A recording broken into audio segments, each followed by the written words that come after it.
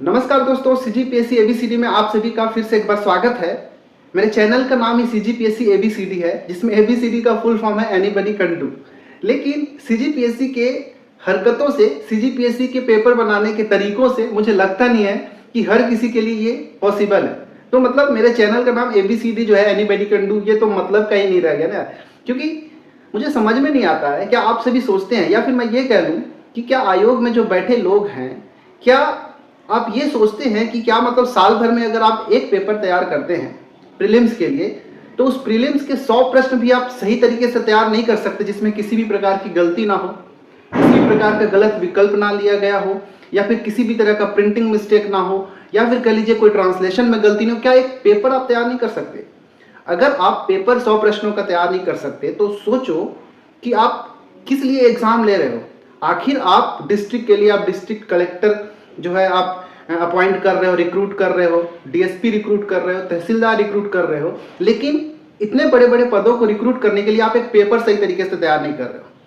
मतलब आज की इस वीडियो में हम यही कुछ पॉइंट्स के बारे में बात करेंगे, जो 2024 का जो प्रीलिम्स आने वाला है, जो इसका नोटिफिकेशन आएगा, उसमें हम क्या क्या करेक्शन देखना चाहते हैं, इन्हीं से भी कुछ पॉइंट्स पे हम बात करेंगे।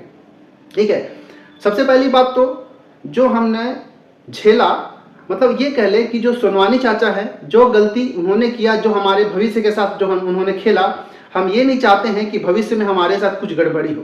तो जो नए चेयरमैन आएंगे, जो भी आए, अभी तो हमारे जो एक्टिंग चेयरमैन है वो है रीता शांडिल्य जी, उनसे हम रिक्वेस्ट करेंगे कि इस बार के जो भी पेपर तैयार होगा वो बिल्कुल अच्छे से तैयार होगा, किसी भी तरह का उसमें एरर्स ना हो, किसी भी तरह का गलती ना हो। हम ये सबसे पहले तो यही रिक्वेस्ट करेंगे।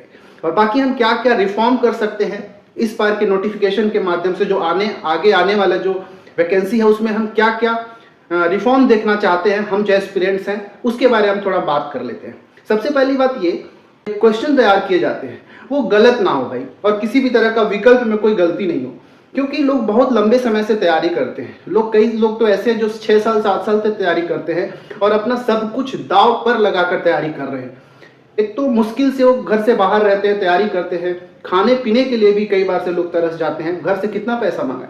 तो पहली बात तो हम ये रिक्वेस्ट करेंगे कि जो पेपर तैयार होगा ना, बिल्कुल सही तरीके से तैयार किया जाएगा, किसी भी तरह का विकल्प में कोई गलती ना हो। दूसरा पॉइंट हम क्या रिफॉर्म में के रूप में देखना चाहते हैं कि जैसे हम व्यापम का एग्जाम देते हैं, तो उसमें ओएमआर सीट का हमको एक कार्बन कॉपी दिया जाता है, ताकि हम बाद में रिजल्ट चेक कर सके कि हमारा क्या गलती था, क्या नहीं हुआ था, इस चीज को हम मैच कर सके जब मॉडल आंसर आता है। तो जब हम प्रीलिम्स का जब एग्जाम देते हैं, तो एग्जाम देने के बाद उसका भी हमको कार्बन कॉपी क्यों नहीं दिया जाता? सबसे बड़ी बात तो ये हमको चाहिए कि हमको प्रीलिम्स का जो एग्जाम देते हैं उसका भी एक कार्बन कॉपी चाहिए, ताकि हम मॉडल आंसर आने पर सही तरीके से मिलान कर सकें। भाई आप ऑफलाइन पेपर ले रहे हो, कार्बन कॉपी देने में दिक्कत क्या है हालांकि आप सभी को? ये दूसरा पॉइंट हो गया। तीसरा पॉइंट हम ये रख सकते हैं कि प्रीलिम्स के रिजल्ट के साथ साथ उसका प्राप्तांक भी बताया जाए, क्योंकि कई बार से ऐसे एस्पिरेंट्स होते हैं, जो हम सभी के साथ ये होता है हालांकि, कि हम एग्जाम दे लेते हैं, प्रीलिम्स का रिजल्ट आ जाता है और हमको पता ही नहीं होता कि हमको कितना मार्क्स जो है हम ऑब्टेन किए, कितना हमको मार्क्स जो है मिला। इससे हम अपने आप को खुद एनालिसिस ही नहीं कर पाते हैं कि आखिर कितने पानी में है, कितना हम गलती करते हैं, हम इस चीज को समझ ही नहीं पाते। उसके लिए हमको बहुत लंबे समय तक इंतजार करना पड़ता है कि अब मेंस का रिजल्ट आएगा, फाइनल रिजल्ट आएगा, तब हमको जाके अपना प्राप्तांक पता चलता है कि हमने प्रीलिम्स में इतना गेन किया है। तो हमको प्रीलिम्स का रिजल्ट के साथ साथ हमको ऑब्टेन मार्क्स भी, हमको प्राप्तांक भी चाहिए। ये हमारा तीसरा पॉइंट हो गया। चौथा पॉइंट हमको क्या करना चाहिए, जैसे कि हम सभी को पता है कि जो यूपीएससी है, एसएससी है, या फिर कह लीजिए आरआरबी, एनटीपीसी है, ये सब जो है ईयरली कैलेंडर जारी करते हैं कि इसका एग्जाम कब होगा। तो हम सीजीपीएससी और सीजी व्यापम से ऐसा क्यों नहीं सोच सकते कि ये भी एक ईयरली कैलेंडर जारी कर सके, जिससे हम संतुष्ट रहे कि भाई ये एग्जाम जो है कब होगा, उसका डेट कब होगा, कब वैकेंसी आएगी। हम ये क्यों नहीं कर सकते? तो हम ये हमारा चौथा पॉइंट हो जाएगा। पांचवा जो सबसे ज्यादा इंपॉर्टेंट पॉइंट हो सकता है कि जब आप प्रश्न तैयार करते हैं, तो उसमें ट्रांसलेशन में कैसे मिस्टेक हो सकता है। भाई आप इतने बड़े आयोग हो, पूरे छत्तीसगढ़ के लिए आप अच्छे मतलब छत्तीसगढ़ के लिए आप रिक्रूट कर रहे हैं, अच्छे पोस्ट की आप वैकेंसी निकाल के उसकी भर्ती कर रहे हो, और आपके आयोग में क्या ऐसे सक्षम लोग भी नहीं हैं जो सही तरीके से इंग्लिश को हिंदी में ट्रांसलेट करके क्वेश्चन तैयार करें? क्या आपको गूगल ट्रांसलेटर की जरूरत पड़ रहा है क्या? इतना खराब स्थिति हो गई आप सभी की। तो ये हमारा होगा कि जब आप ट्रांसलेशन कर रहे हैं हिंदी टू इंग्लिश, जब क्वेश्चन पेपर तैयार कर रहे हैं, तो ट्रांसलेशन में किसी भी तरह का प्रॉब्लम नहीं होना चाहिए। क्योंकि कई बार ये होता है कि जब हिंदी में हमको समझ में नहीं आता है तो हम इंग्लिश वाले पोर्शन को देखते हैं, इंग्लिश में जब प्रश्न तैयार समझ नहीं आता तो हम उसको हिंदी में देखते हैं। तो ये ट्रांसलेशन बिल्कुल सही तरीके से हो ताकि जो एक एस्पिरेंट है उसको सीधे सीधे समझ में आ सके कि आखिर प्रश्न जो है पूछ क्या रहा है। तो मैं आपसे भी से उम्मीद करूंगा कि आप ऐसे लोगों से पेपर तैयार करवाएं जो ये सब में सक्षम है, आखिर at least Hindi to English translation अच्छे से कर सके। तो ये हमारा 5वां पॉइंट हो गया।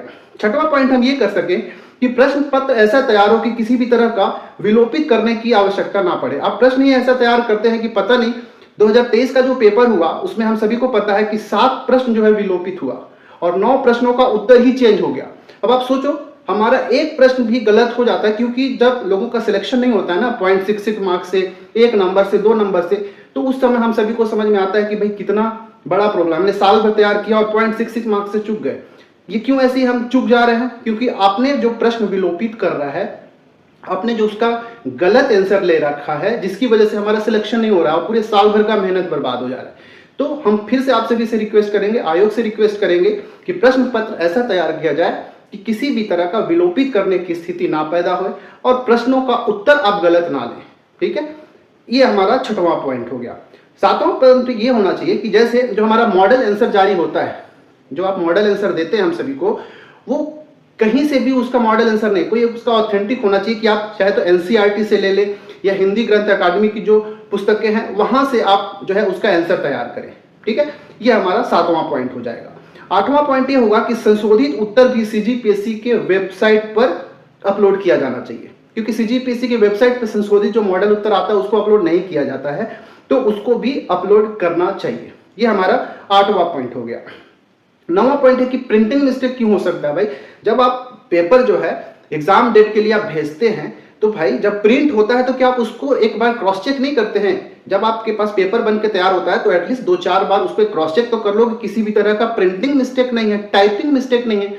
ऐसा कैसे हो सकता है कि आप एक पेपर तैयार कर रहे हैं 100 अंकों का, उसमें प्रिंटिंग मिस्टेक हो जाए? इतना बड़ा आप एग्जाम ले रहे हैं और एक प्रिंटिंग मिस्टेक को आप सुधार नहीं सकते? तो उसको एग्जाम डेट को आने से पहले उसको कई बार अलग अलग लोगों से क्रॉस चेक कराया जाए, उसके बाद उसको एग्जाम के लिए भेजा जाए ना, ये एक हो सकता है। इसके बाद 10वां ये हम कर सकते हैं ना कि जब परीक्षा हो जाए उसके अगले ही दिन क्यों ना मॉडल आंसर दे दिया जाए, क्योंकि आप 100 प्रश्न तैयार किए हैं और एक दिन में तो तैयार नहीं करते हैं। अगर आप प्रश्न तैयार करते हैं तो उसका आंसर भी तो साथ साथ रखते होगे कि ऐसा तो नहीं है कि जब आंसर हमको देना होता है, जब रिजल्ट जारी करना होता है उसके एक दिन पहले कोई सा भी हम उत्तर लेके चेक कर दे रहे हैं, ये तो करते नहीं होंगे। प्रश्न तो पहले से तैयार करके रखे होंगे, तो जब प्रश्न तैयार होता है तो उसका आंसर भी साथ साथ तैयार होता होगा ना, तो क्यों ना आप एग्जाम के अगले दिन मॉडल आंसर दे दे, आप ये कर सकते हैं।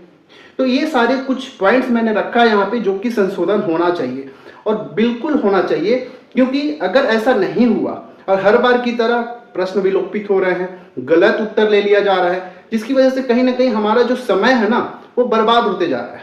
हम अपने आप को ये मान के पहले तो हम ये मानते थे कि भाई अभी हम यंग है, 2-4 साल बचा हुआ हम कर सकते हैं, लेकिन हमारा यही सोचते सोचते एज जो है कहीं ना कहीं निकल जाता है और कब हम ऐसे समय में ऐसी स्थिति में आ जाते हैं कि पढ़ने का इच्छा ही नहीं होता।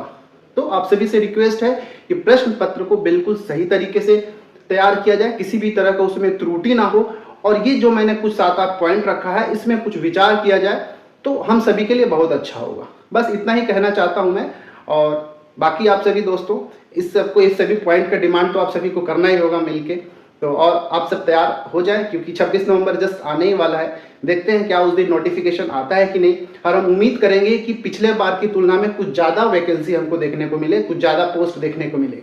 इतना ही करके मैं आप सभी से कहूँगा कि पढ़ाई करते हैं अच्छे से, और मिलते हैं आगे वीडियोज़ आप सभी के लिए लेकर मैं आते ही रहूँगा। धन्यवाद।